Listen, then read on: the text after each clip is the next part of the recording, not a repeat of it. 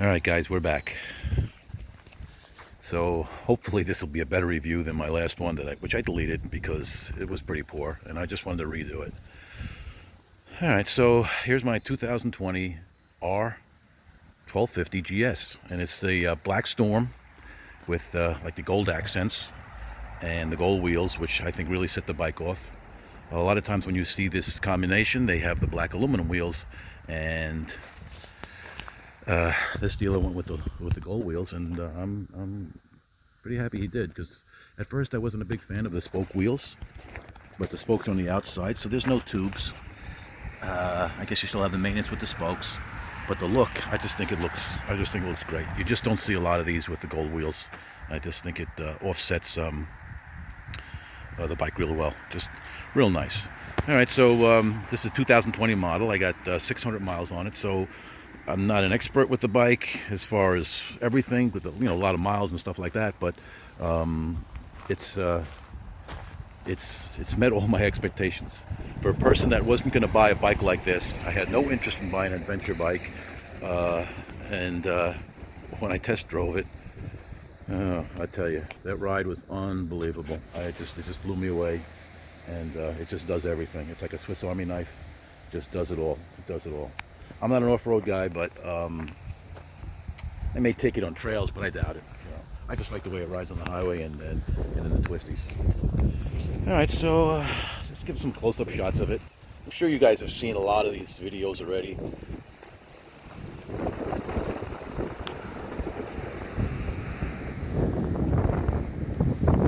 I'll just kind of go over what the little upgrades I've done, my modifications. Not a lot, just a couple of little things. As you can see, I did the crash bars. They're by SW-MOTECH. They were not bad. About an hour to put them on. I also went with inexpensive but really nice upgrade of these grip puppies. Easy to put on, nice and soft, and they make the grips a little fatter. The grips are kind of thin on these bikes, and I just wanted a fatter grip. Also put on these little extensions for my camera. I don't know if you can guys see that with the light, but they're ram mounts. They get the U-Bolt so they can fit behind the clutch reservoir and the master cylinder. And I got this little funky little mount. It holds pretty good. I mean, I had the bike well over 100 and the phone stayed in there. I'm pretty happy about that. Also went with the Nelson Rigg tail bag. I needed something besides the side cases. Just I want to go pick up some lunch or something like that. It fits my lunch. So it's a nice kind of deal. I mean, what I'll do is, guys, I'll put all these little mods below and links to them, so you guys can, if you like them or not. I like this little MotoPOCKET. That's what I was really I seen it on I think it was on Amazon, and I just love the way it fits into here. I can put my registration, insurance card, easy pass, stuff like that. Little things I can put back there. The only, I guess, a nitpick about the bike is that there's no little pockets. There's no pockets. I mean, it would have been nice if they put something like right here to pop open. You can put, like paperwork and stuff like that in there, but they didn't. All right, so the next upgrade I did was shifter arm. The stock shifter arm is okay, but my boots on, it's real tough to get my foot in between the foot peg and the peg and the shifter peg. This folds back too. It's kind of neat. So I adjusted it. It's totally adjustable. Very quality piece. It's a little pricey, but it's quality, and it just absolutely fits perfect. Makes shifting just a pleasure I don't have to think about. And as you can see, I got what they call foot rest pegs, or foot peg rests, and they go on top of your stock foot pegs. Sorry about that. And I wasn't sure if I wanted to go with the wide. I don't know. I was, I don't know. So I said, these are only like 25 bucks on Amazon, and they're just the same width as, those high dollar foot pegs. I'd like it a little bit lower, but this one just bolts on the top, and I can just show you on the bottom. You see how the, oops, there you go. The hardware's pretty good. It's billet, and not billet. It's CNC machined, and it's nice. So if I really like them, then I'll just go out and spend some money on some high quality ones that are a little bit lower. So, all right, I guess that's it for the mods. I have more planned, and we'll see how it goes. I said to myself I wasn't going to do any major upgrades, but I can't help myself. Alright guys, so the next video I'm going to do, I'm just going to kind of cut this off, and then I'm going to put the bike on the center stand and show you how I sit on the bike and the position, and then I'll knock it off the center stand, and we'll also show you how easy it is to get it up off the center stand. I might have to do some narration because I don't think the mic is going to carry that far, but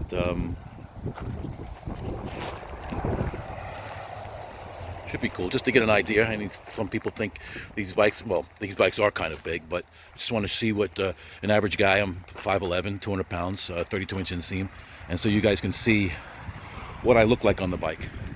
Alright guys, this is what I do to get my GS up on the center stand. So what I do is make sure the center stand is squared, lean the bike over, that's important to be squared, pull up, push down. Well, just all in one motion. It's pretty much a piece of cake. When I first started doing it, it was a pain because I wasn't squaring the stand. I'll explain that in a minute. So here I am just sitting on the bike, just kind of, you can get the position I'm in. I'm extremely, it's extremely comfortable for me. The bars are nice position, just right height.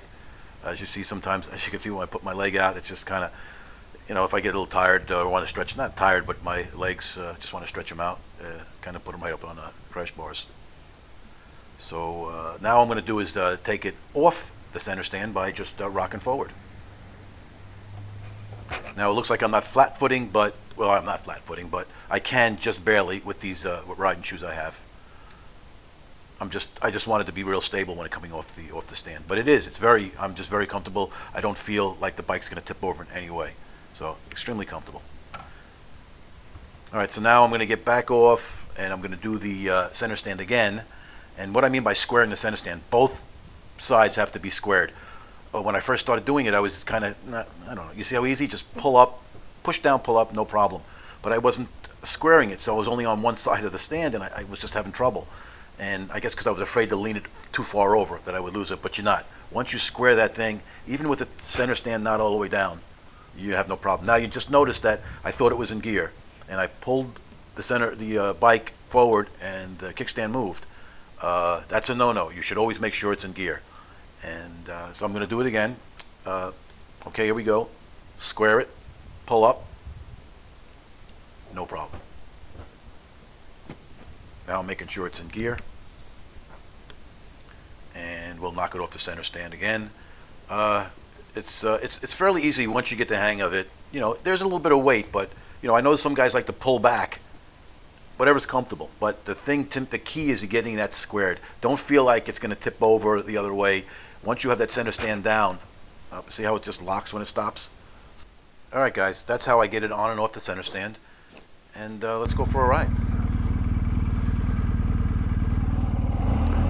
All right, guys, time for our ride review. And let's start off with just I guess low speed driving, stopping at the lights, city driving. Some guys were saying that it's a little bit big of a bike. Lady, don't do that. Yeah, come on, lady. And some people, I don't think so. I think this maneuvers really well. When you stop, it's fine. You don't feel like it's unbalanced in any way. I guess as you've seen from when I was on the stand and took the bike off the stand, that I'm on my tippy toes, but not really. Just the balls of your feet. With me, 32-inch inseam, 33.5 is the low seat height, so you know I can't totally flat-foot it. Tongue-tied.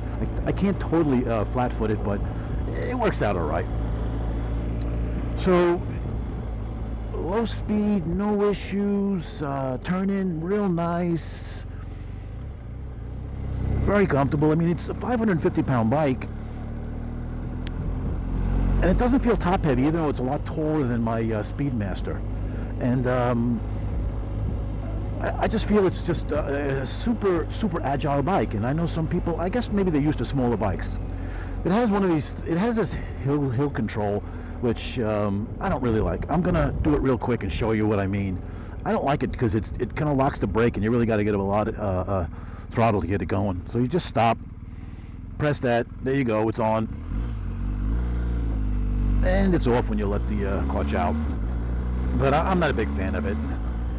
But I could see why some people would. So, and as you can see when I stop, it's just so easy to control this bike. No issues whatsoever. No issues.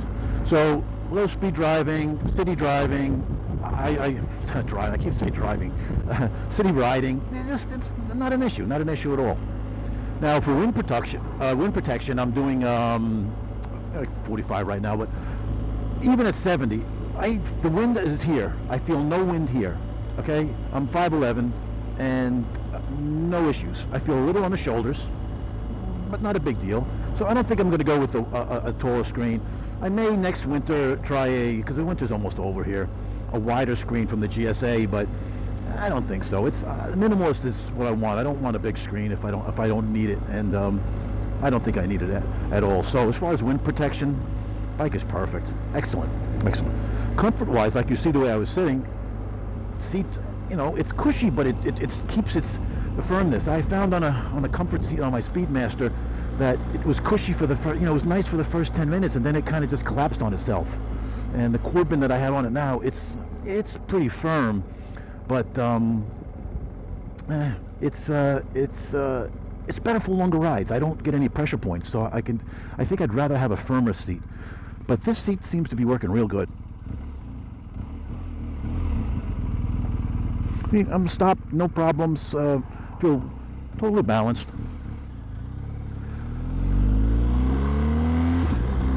So as far as the comfort and the seat, I'm happy with it. I think I might want to try the low seat, but the comfort low seat, but I'm a little scared that it's going to be not good as this. And at $520, I don't know if I want to just deal with that. So, we'll see. Now get on, let's see, the quick shifter, nice. But when you're starting off from a stop and you're shifting into second, it does kick a little bit. And I'm thinking that's because of the way the gearing is. I'm not sure. Maybe it's a steep gear, first gear. Well, maybe not, I don't know. Who knows? But after second to third is kind of nice. Third, fourth, fifth, sixth, that's really smooth. So I'm just thinking maybe it's more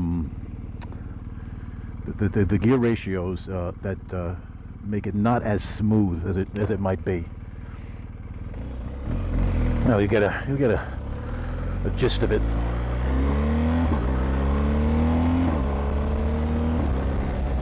But to me, I love it. I think it's cool. I can deal with the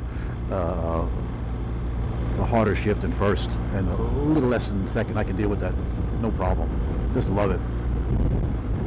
So it's pretty good. I'm going to give it the B+ as far as the quick shifter goes. Some say that the other models like the RT and the B1600s or the K1600Bs are silky smooth, but I think their gearing might be a little different. But who knows? So gear shifter, loving the quick shifter, or as they call it, the pro shifter assist or something. What is this person doing? I don't know. They're looking at something. Okay.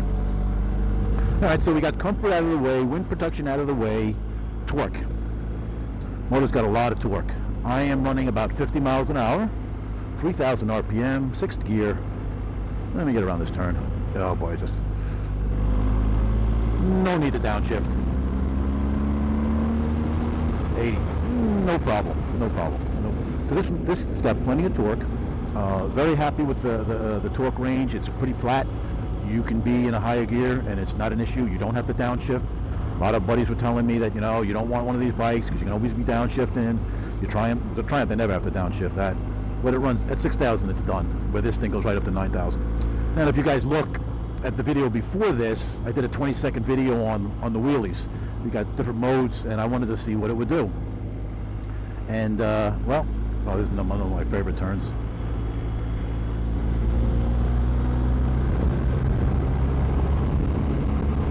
And well, I put it in dynamic mode, and the wheel came up about 2 feet, practically right in this area I was doing it, and kind of surprised me, but it was controllable. In road mode, maybe an inch it comes off the ground, if that, and So if you're just looking for hard acceleration without wheelies, road mode is it. And the road mode, I think the throttle will be just a little softer. Rain mode is really soft. Dynamic is very sharp. But the power is all there on all of them. There's no difference in power as far as it's just that the throttle comes in a little bit softer. So as far as that, that's the choice. You can kind of mix and match the different modes. Enduro Pro is I hear it's pretty nasty. It's a pretty nasty mode. You've got to know what you're doing with that, where it gets rid of a lot of the nannies, as I call them. So let's see what we got here. Okay, yeah. So the modes, cool, very cool. Love the modes, but I tend to be in dynamic or road depending on what the street's like. The roads around here are pretty good.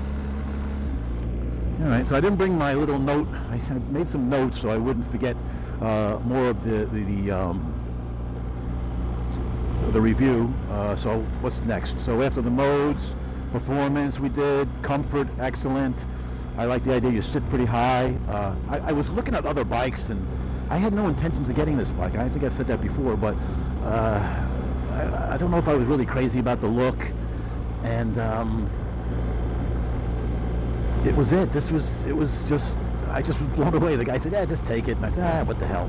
And I was blown away. It was a great test ride. A warning to the guys that are interested in this bike: if you go test it, you're probably going to want it. So, I liken it to a Swiss Army knife, but a really good Swiss Army knife. I think it does everything very well. It's not like an all-season tire, which really is no good in any season. This thing, it does it all. Highway is super smooth. I can run on 85 miles an hour, 80 miles an hour without any discomfort whatsoever. Wind blast, all that is just super smooth. I know it's not a touring bike, but what I like about it is when I get off the highway, we can just flick around. We can hit the curves, and it just feels so agile, so much more agile than say a big touring bike like a Roadmaster or Indian Roadmaster or a Harley Road Glide or any of the big ones. And I just didn't want a big bike. I wanted a bike less than 600 pounds. All right, so we got that. We got the performance, heated grips, excellent. Now I got the grip puppies, and some people say that it cuts down on the heat. Well, I'm on number 2, and my hands are hot as heck. It's 44 degrees, and there's no issues. So I'm loving the heated grips. Pet peeves. If there's any negatives. Well, I could say maybe they should have made an adjustable windscreen at this price point. That was automatic. But once it's pretty much set where I want it, I'm not really moving it that much. So I guess that's not a big deal. I wish they had some cubby hole where you can put some paperwork, but I solved that with my little MotoPOCKET. These are small little things. That's it's hard to find a negative about the bike. So let's see. Also, this bike is pretty cool. I don't know if you'll be able to see it with this camera, but it has this little device right where my finger is, right here. If you can see it, I'll try to show the camera. And if I flip that up, it changes the positioning of the light. So if people are if I'm on the highway or something, or I'm blinding people, I could just flick it and it goes down. Or if I need a little bit more light to point up, I could just flick it without making any adjustment. It's a pretty cool little feature, and I just kind of discovered it. No, I don't know. I didn't read the whole manual, which I probably should have.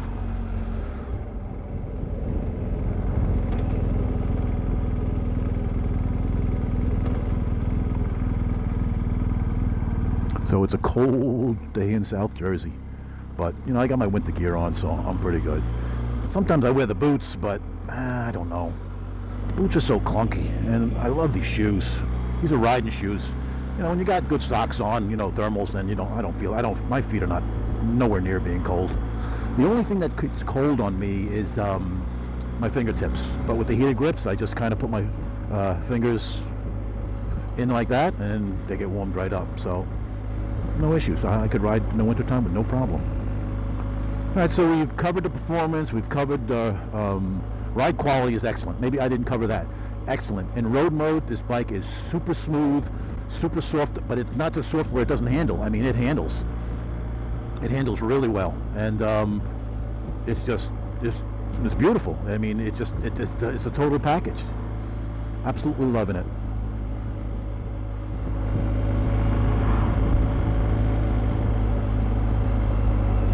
All right, what are we coming up on here?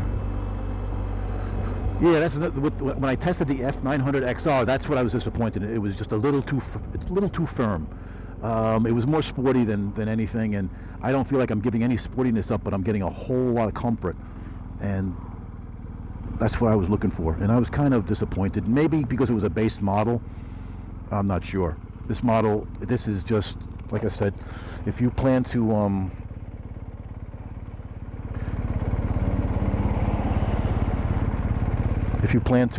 sorry about that, guys. If you plan to go test ride one, be prepared to buy it. It's just that good. Just that good. The motor is a little noisy at an idle. It's like it's an old muscle car that has solid lifters. But I've been told that that's what they sound like. So, well, if they're not worried about it, I'm not worried about it. It's got a nice 3-year warranty, 36,000 miles. So, it's all good. It's all good. Okay, guys, I think I've covered most of it. Stopped here at the light down in Summers Point. We're right near the water in South Jersey here, and total comfort. Like I said, no problem with holding the bike up. Very well balanced bike. And I just wish I brought some more notes so I could give you some more. Let's see what this Muppet's doing.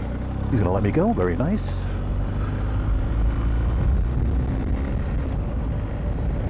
Oh yeah, it's just so smooth when it goes around the turn.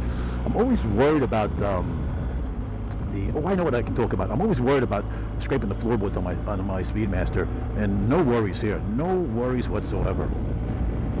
Yes, throttle control, fuel mapping is absolutely excellent. My Speedmaster, especially in the summertime, boy, I tell you, if it's hot out, it's just snatchy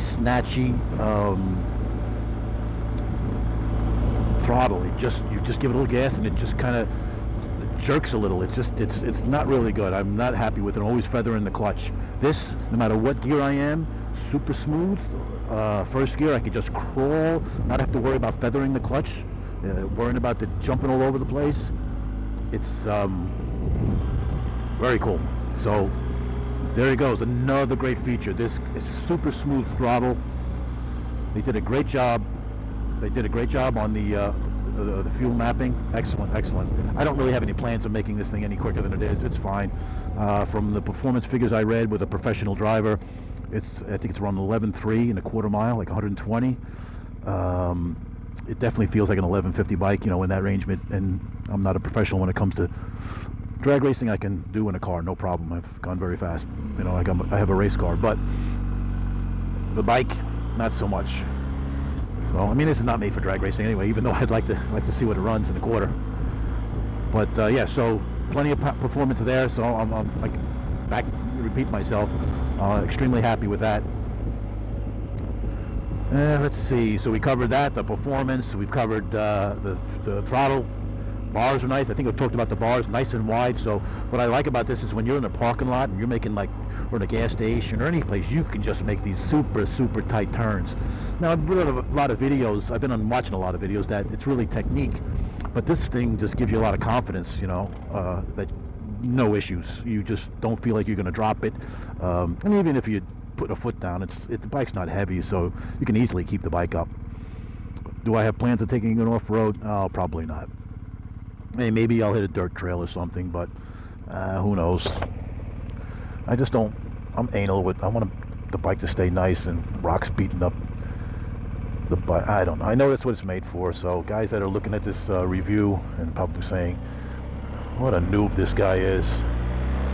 But I don't know. I just like the bike. It's basically like, how many people have SUVs and 4x4s and and the Jeeps, and they never go off-road. Well, I'm one of those guys. I just like sitting high. I like the handling of the bike. I like the way the bike looks. So call me a noob, rookie. I'm just an average guy having a good time on a bike that I never thought I'd be on.